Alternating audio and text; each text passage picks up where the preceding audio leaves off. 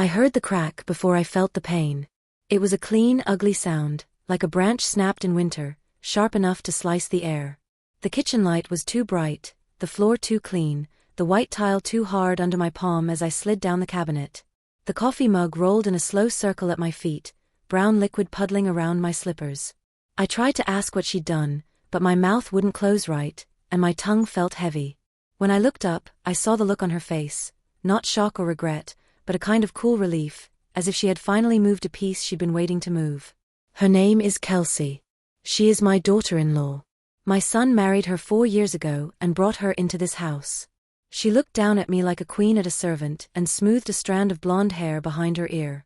Then she said, "Should have listened when I told you not to talk to me like that," and stepped over the spilled coffee without getting her shoes wet. I couldn't answer. My jaw wouldn't close. I tasted iron and something like pennies. I don't remember standing up, but I remember the wall kissing my shoulder and the refrigerator humming like a cheap radio, too loud, too close. I remember the front door opening. My son Mark came in with a grocery bag, saw me on the floor, saw the coffee, saw his wife's calm face, and did not ask if I was hurt. He set down the bag, put both hands on the counter, and sighed like a tired foreman who'd found a lazy worker on the job. Then he said the sentence that sizzled down into my bones and welded them to something harder than rage. "Now you know how to serve, Mom." I will remember that exact sound of his voice long after the pain is gone. He said it like a joke he was bored of telling, like a truth I had been too stubborn to learn. He said it to me, his mother, in my kitchen, in the house I paid off 26 years ago after a lifetime of teaching second graders how to sound out words and tie their shoes and be kind when nobody was watching. I pressed my palm to the side of my face and felt it swell under my hand like bread rising too fast. I tried to say his name and only made a hiss, which made Kelsey laugh once, quiet and pleased. She picked up her phone and started typing. I breathed in through my nose and the air burned. The clock on the stove said 6:11 p.m. The second hand ticked like a drum and the room smelled like scorched coffee and the lemon cleaner she liked to spray before anyone came over, so it smelled like a hotel, not a home. Mark finally crouched beside me, not to help, but to see. He tilted my chin with 2 fingers like he was inspecting a dented can. "You'll be fine," he said. "Don't start drama." He reached under my elbows, lifted me to the chair, and let go before I was steady. I grabbed the table edge and saw the white plate I had set for his dinner. Roast chicken, green beans, cornbread. I had started the cornbread at 4 and listened to an old Motown record while I whisked the batter, because Wednesdays used to be the day his father, God rest him, would come home with wildflowers from a highway median and kiss me in the doorway. I cooked on Wednesdays like the smell of butter and thyme could keep a family together. Kelsey clicked her tongue. "I told you," she said to Mark. "She pushes and pushes." She looked at me again. "This attitude about the house has to stop. It's not just your little shrine to the past. It's our future." She nudged the fallen mug aside with the toe of her shoe. "You should be grateful. We're offering to take care of it for you." I have been many things in my life: a wife, a teacher, a mother, a widow, a deacon's daughter who learned to look at cruel things without blinking. I have not been a fool. I knew the house was the center of their hunger. They had begun to say our house when they gave people directions, as if the deed had no memory. They brought in a designer once to fix the flow, and the woman walked through my living room with a tablet and said, "Oh, we can take down this wall, bring in some light, make it an open plan." I told her the wall held up the second floor, and my husband's handprints were in the plaster from the day we patched it together when the kids were small. The woman smiled tight and wrote down resistant. "Every fight since last Thanksgiving has been about the house.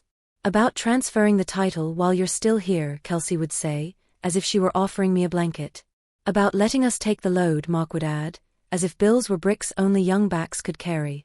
I had told them no, again and again, in calm voices and then in short ones. I told them I had plans for this house. I told them it would not be sold while I breathed. I told them I had already spoken to a lawyer about how to keep it safe for my grandchildren, and for the little library I plan to run from the front room after I retire fully. Each time, Kelsey would smile like a person who has the right number to a locked door. "We'll see," she'd say. Now I sat there with my face swelling and my son's eyes looking through me like I was a fogged window in his way. I placed both hands flat on the table to keep my balance and managed 3 words through the crooked ache: "I need help." Mark shrugged and looked at Kelsey, who shrugged back. Call a lift, he said. We're late to dinner with friends. He grabbed the grocery bag and took out a bottle of wine. We brought this for you, he said, setting it down by my elbow like an apology tied with a string that would break if touched. Then they went upstairs to change their clothes. I sat there with the wine and the cornbread and the sound of water running in the bathroom and my jaw growing into an alien thing. I thought about the first time Mark lied to me. He was 8 and swore he hadn't taken quarters from the jar I kept in the pantry for the laundromat. I found them under his pillow next to a cheap plastic dinosaur. He cried. I forgave him. We went to the laundromat together and he carried the basket without complaining. We ate grilled cheese for dinner and read 2 chapters of a book with a brave dog in it. I wrote in my journal that night, he is basically good. He will grow up fine if I keep showing him the right way. I wonder now whether a heart is a map you can teach or a road a person chooses no matter what you draw. When I stood, the room wobbled. I found my purse by the door and took out my keys and my phone and the little spiral notebook I carry everywhere. I wrote the time in 3 words, jaw push tile. I took a picture of the mug, the coffee, the slick on the floor. I took a picture of my face in the hallway mirror. It was already changing shape. I moved slow across the porch and held the rail as I went down the steps. The air smelled like rain even though the sky was clear. I drove myself to County General. I don't remember the stoplights. I remember the nurse saying, "Oh honey," and putting a hand on my shoulder. I remember the x-rays hard bed and the doctor's gentle eyes and the way he said fracture like a word he hated. He asked how it happened. I tried to say accident, and heard the sound come out flat and wrong. I closed my eyes and told the truth. They took notes. They asked if I felt safe going home. I said, not tonight. I said, I have a friend. I texted Rosa, my neighbor across the street who is also the kind of friend you only get if God is in a soft mood, and she arrived with a sweater and chapstick and her car keys. The doctor wired my jaw and taped a bright white band under my chin like a collar of ice. He gave me a prescription and a list of foods that sounded like exile, soups, smoothies, patience.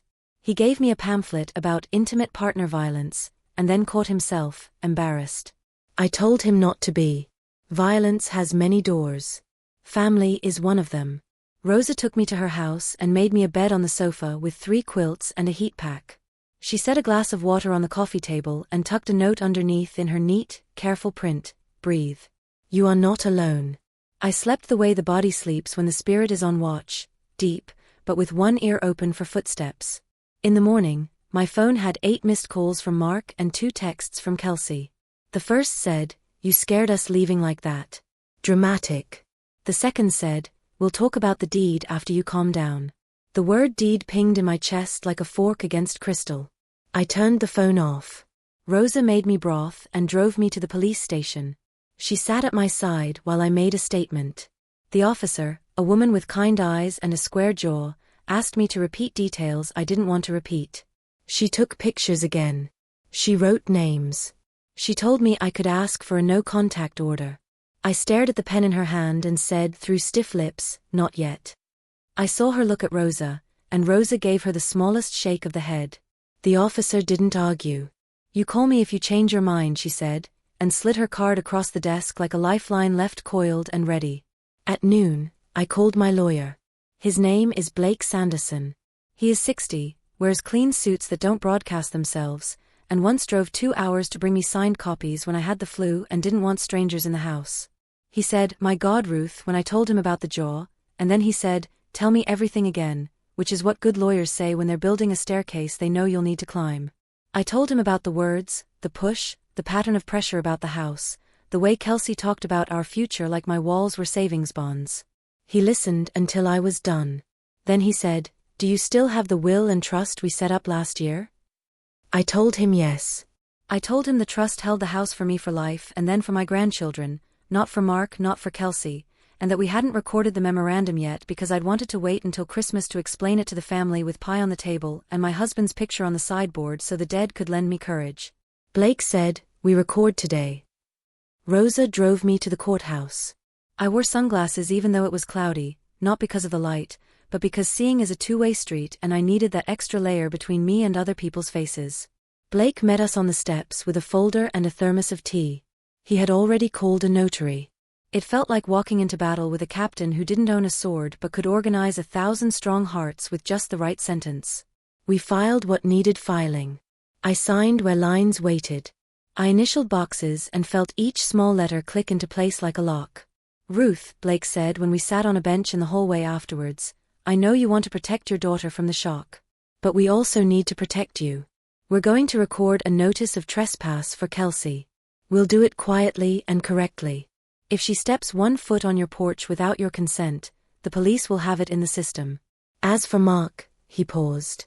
We both stared at the marble floor. "We'll give him the choice to be a son or a stranger. He'll choose which." I nodded. It hurt, but it was a clean hurt, the kind you get when a bone is set so it can heal right. That afternoon, I went home. Rosa walked through every room with me like a guard, checking windows and doors, confirming that the small things that make up a life were still where I had left them. The house smelled like lemon cleaner again. The cornbread was gone. The bottle of wine was still on the table, unopened. There was a sticky note on the fridge in Kelsey's handwriting, "Please be reasonable." I took it down and stuck it to the inside of a drawer where I keep warranties and instruction manuals, a museum of useless guidance. I stood in the kitchen and let my hand rest on the stove where I'd learned 1,000 small recipes for love. I put my palm flat on the tile where my jaw had met it last night and I whispered, "This is my house." The pipes breathed. The refrigerator hummed. My husband's photo on the shelf looked at me with that steady kindness that had once carried me through the kind of winter you only understand if you've buried someone who knew how to make you laugh when your feet were cold.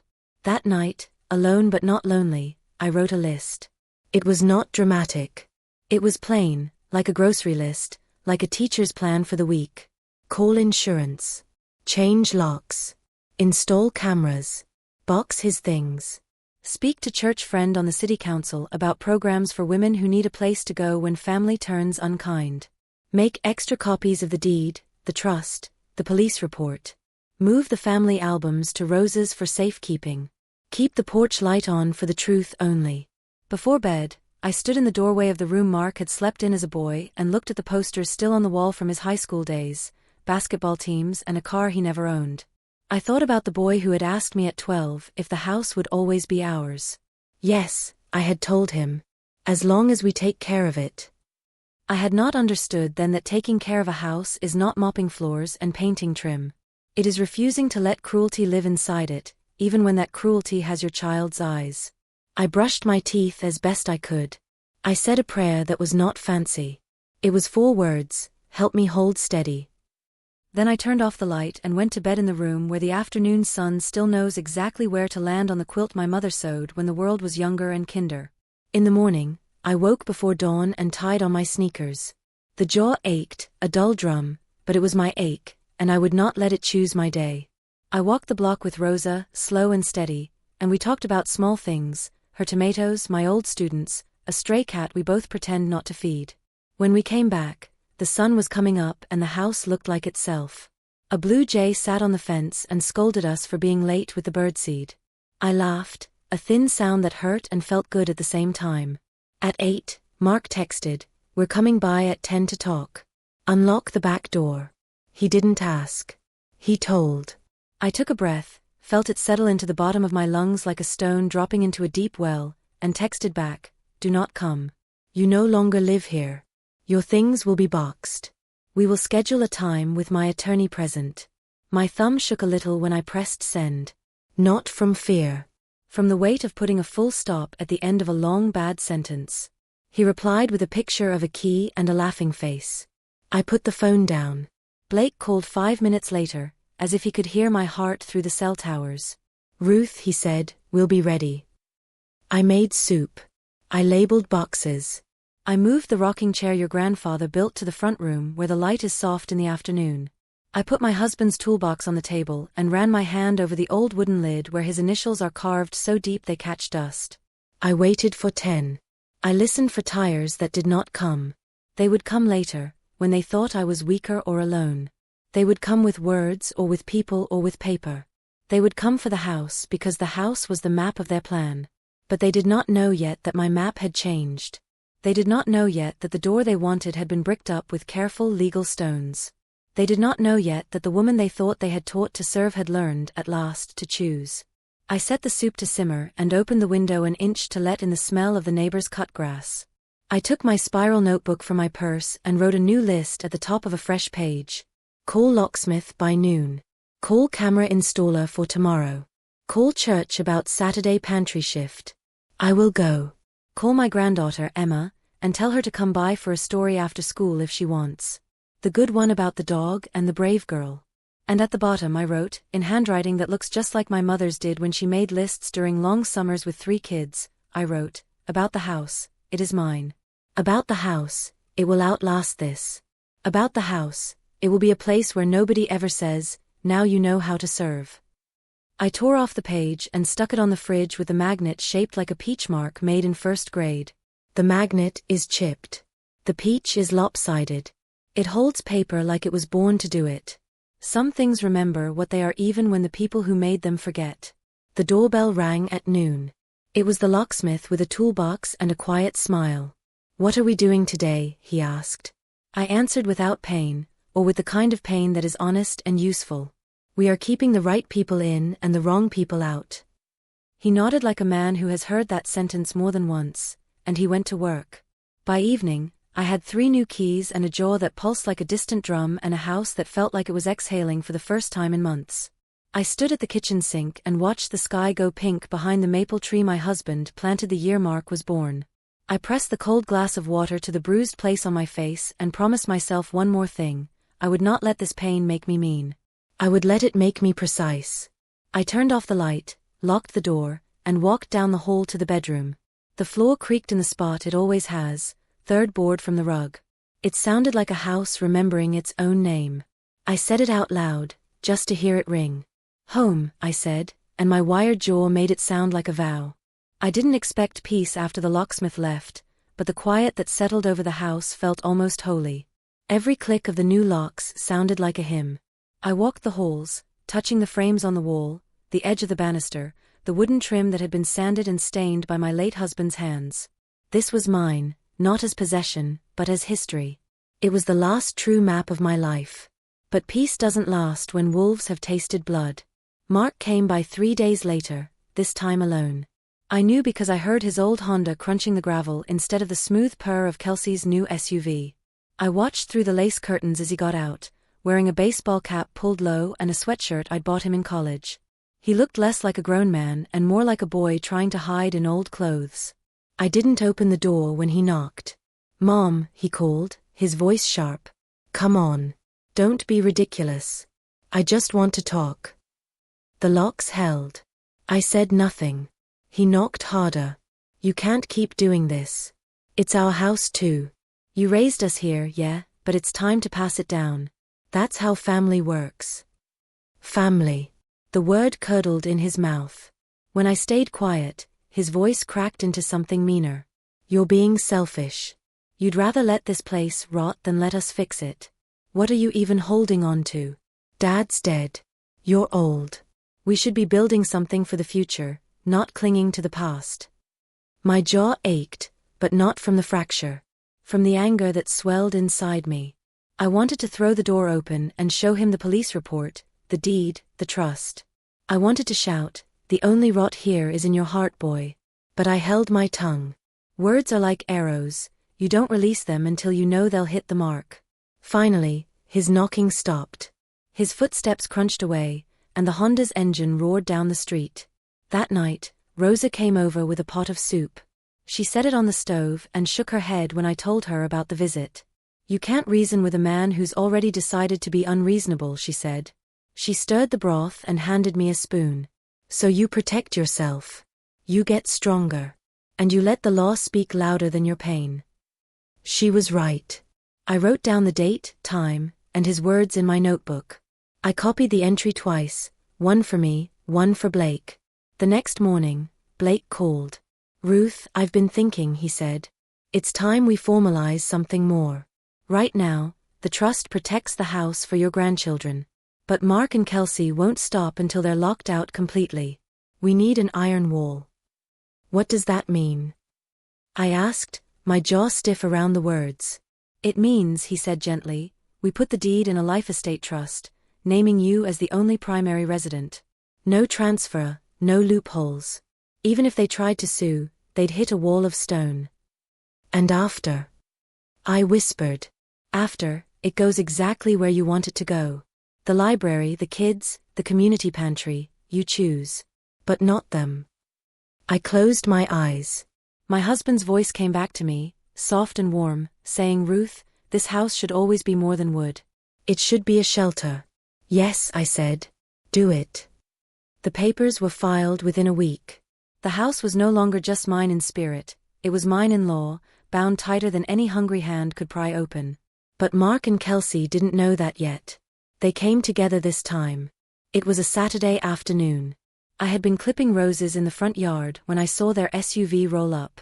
Kelsey stepped out first, wearing a white blouse tucked into designer jeans, sunglasses perched on her head like a crown. Mark followed, arms crossed, his jaw tight.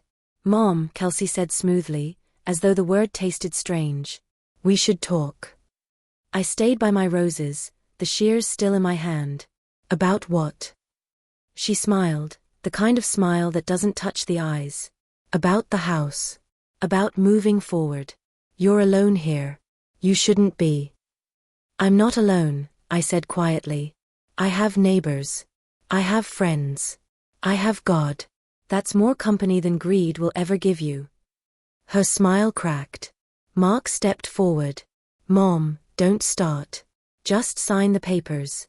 We already had them drawn up." He pulled a folded envelope from his pocket and waved it like a flag. "Put it away," I said. He didn't. He dropped it onto the hood of the SUV and smoothed it flat. "You can fight all you want, but in the end, we'll win. You're old. The court will say you're not capable. And when you're gone, this house is ours anyway. Why drag it out?" The shears bit into my palm. "Because it matters who I give it to, not just who takes it," I said. Kelsey tilted her head. "You'd really rather give it to strangers than your own family?" I met her eyes. Better strangers than traitors. Her face hardened. Mark's fists clenched. For a moment, I thought he might hit me like she had. But he only spat on the driveway, grabbed the envelope, and shoved it back in his pocket. "You'll regret this," he muttered. "No," I said softly. "You will." They left in a storm of gravel and exhaust. That night, I sat in my study, the deed copy spread before me, and I prayed. Not for them, not anymore. For myself. For the strength to see this through. The calls started the next day. First from unknown numbers, then from numbers I knew. Old friends Mark hadn't spoken to in years suddenly rang me, asking if I was sure I didn't want to lighten my load. A distant cousin called, repeating Kelsey's words almost exactly, "It's just easier if you pass it down now." They had started their campaign. Whisper by whisper, pressure by pressure, they thought they could break me like they broke my jaw. But they didn't know that pain had already forged me into something harder. I bought cameras for the porch and the back door. I gave Rosa a spare key. I made copies of the deed and locked them in 3 places, one with Blake, one in a safety deposit box, one taped to the back of my husband's old toolbox where no thief would ever think to look. And I waited. Because sooner or later, greed stops whispering and starts screaming. And when that day came, I would have every word, every picture, every scrap of proof lined up like soldiers. They thought they were closing in. But the truth was, I had already built the walls higher than they could climb. The whispers turned into shouts faster than I expected. It started with the mail. I'd walk down to the box at the curb and find flyers I didn't sign up for: senior transition services, estate planning made easy, assisted living communities with room for you. Someone had put my name on lists, the kind that treat people like they're already half buried. Then came the visits. First from a woman I didn't know, dressed in a blazer and pencil skirt, who claimed to be from a family services nonprofit.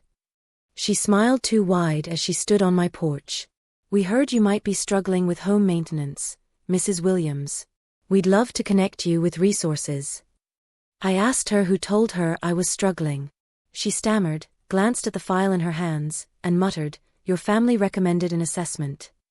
I shut the door before she could say another word. Later that week, a city inspector showed up. Clipboard in hand, neon vest, official seal. He walked around the property, pointing out peeling paint on the porch rail, a crack in the walkway, the old shingles that needed replacing. Anonymous complaint, he told me. We have to follow up. Anonymous, my foot. By the end of the week, the neighbors were talking. At the grocery store, a woman I'd known for 20 years leaned in and said, "Ruth, honey, are you sure you should be living alone? Mark said you've had accidents." I nearly dropped my basket. Accidents. That was their word for Kelsey breaking my jaw. The fury burned so hot I could have set the whole frozen foods aisle ablaze. But instead, I smiled tight and said, "I'm managing just fine. Thank you." When I got home, I sat at my kitchen table and added a new page to my spiral notebook, Smear Campaign. Underneath, I listed everything: flyers, inspector, gossip. Each detail, each date. Evidence. Rosa came over that evening with banana bread. When I told her about it, she shook her head. "They're trying to make you look unfit. Build a case that you're not capable of living here or handling your affairs." "I know," I said quietly. "But they don't understand. I've been underestimated my whole life. It only makes me sharper." I called Blake the next morning. He wasn't surprised. "Classic pressure tactic," he said. "They want to box you into a corner where a judge thinks transferring the property is in everyone's best interest. But don't worry. We'll box them first." He suggested cameras inside as well as outside. "Not because I think you're unsafe," he said, "but because the truth speaks louder when it's caught in real time." So I did it. I bought 4 small cameras, one in the kitchen, one in the living room, one at the back door, and one in the hallway. Hidden, but not invisible. I wanted them to know if they tried anything, their reflection would be staring right back at them. It didn't take long. The following Sunday, Mark and Kelsey showed up unannounced. I was sitting in the living room, crocheting a blanket, when the knock rattled the door. I opened it just enough to see their faces. Mark looked tired, dark circles under his eyes. Kelsey wore her usual perfect mask of calm, but her jaw was tight. "We need to talk," Mark said. "Then talk," I answered. "Inside," he insisted. "No. Here's fine." His nostrils flared. He glanced at Kelsey, who gave him a look that said, "Control yourself." He took a breath. "Mom, this is getting out of hand. You're making us look like villains. Everyone's asking questions. Why are you doing this?" I laughed, sharp, bitter. "Why am I doing this? You tried to take my house, Kelsey broke my jaw, and you sneered in my face like I was your servant. You set this fire, not me." Kelsey's mask cracked for a split second. She quickly plastered on a smile. "You must be remembering wrong. No one touched you. You fell. We've all said that from the start." My stomach turned. "That's the story you're spreading?" She shrugged. "People believe what they hear first. And right now they're hearing us." It took everything in me not to slam the door. Instead, I smiled faintly, just enough to make her uneasy. "Good. Then keep talking. Because when the truth comes out, the louder you've lied, the harder you'll fall." Mark's face darkened. "You'll regret this." "No," I said firmly. "I already regret raising a son who thinks betrayal is a form of inheritance." Their faces went cold. They left without another word. I stood there in the quiet afterward, heart pounding, hands trembling. Not from fear, but from release. For the first time, I'd thrown their cruelty back at them. That night, I watched the playback from the cameras. Their voices, their words, their threats, it was all there. Recorded. Proof. I saved the files in 3 places and emailed them to Blake. It wasn't enough to survive anymore. It was time to prepare for war. The files Blake saved from the cameras became my armor. Every time I heard another whisper around town, every time I saw someone glance at me like I was fragile, I reminded myself, I had proof. And proof was heavier than gossip. Blake came by with coffee one morning and slid a folder across my table.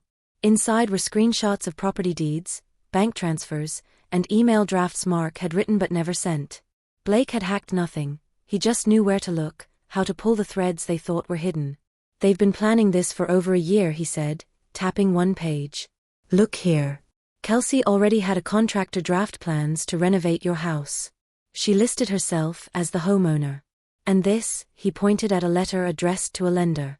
Mark applied for a second mortgage using the property as collateral. It didn't go through, but it shows intent. The betrayal still had the power to sting, even when I thought I was numb to it. My own son had tried to gamble with my home like it was a poker chip. I sat back, gripping my mug. What do we do with this? Blake leaned forward, eyes sharp. We don't just defend, we attack. But you'll need to stay calm, play small, let them think you're folding. Meanwhile, I'll draft everything we need to burn them down legally. The next weekend, I put on my heaviest cardigan, the one with frayed elbows, and walked into church with my chin lowered. People whispered. I knew they thought I was breaking down. Kelsey had done her work well, spreading her version of the fall, hinting at confusion, painting me as fragile. But I let them think it. After service, the pastor came over, concern etched on his face. Ruth, I've heard things. Do you want to talk? I smiled faintly. Oh, I'll talk. Just not today. The very next day, I invited Mark and Kelsey for dinner. Their eyes flickered with surprise when I called. I want to smooth things over, I said sweetly. We're family, after all. Kelsey's tone turned syrupy. Of course, Ruth. That's wise of you. They showed up that evening dressed like they were attending a business meeting. Kelsey wore her sharp beige blazer, Mark had on a pressed shirt. I greeted them in my old apron, hair pinned back, the picture of meek surrender. Dinner was awkward. They tried small talk, I kept my answers short. When Kelsey finally leaned in and said, You know, Ruth, we really do want what's best for you. If you just sign over the house, we could take the burden off your shoulders. I lowered my gaze and whispered, Maybe you're right. Her eyes lit up. You mean it? I nodded slowly. Bring the papers. Next week. I'll sign. Mark exhaled like a man winning a marathon. Kelsey's smile stretched too wide, her hand brushing his as though sealing their silent victory. When they left, I closed the door and let out a laugh so sharp it echoed off the walls. They thought I was beaten. They had no idea the cameras had caught their every word, their every greedy promise. That night, I called Blake. They're bringing papers next week. Good, he said. That's when we strike. By the time they walk into this house, the sheriff will already have a file on his desk.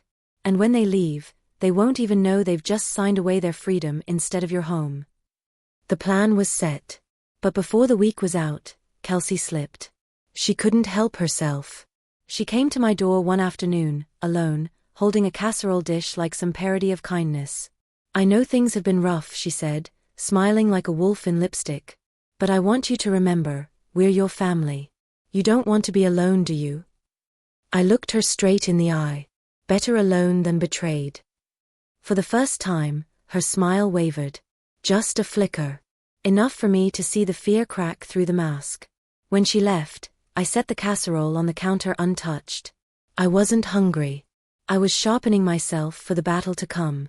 Because next week, they wouldn't be facing the fragile old woman they thought they'd broken. They'd be facing a storm years in the making. I'll never forget the day everything shifted for good. The morning sunlight streamed through my new apartment windows, warm and forgiving, as though life itself had decided I had carried enough pain. I stood with a mug of coffee in my hand, my jaw mostly healed now, only a faint stiffness remaining, and I felt something I hadn't known in years, peace. The trial had torn open every dirty secret Daniel and Jessica thought they had hidden. Their lawyer had tried everything, painting me as old, confused, even vindictive.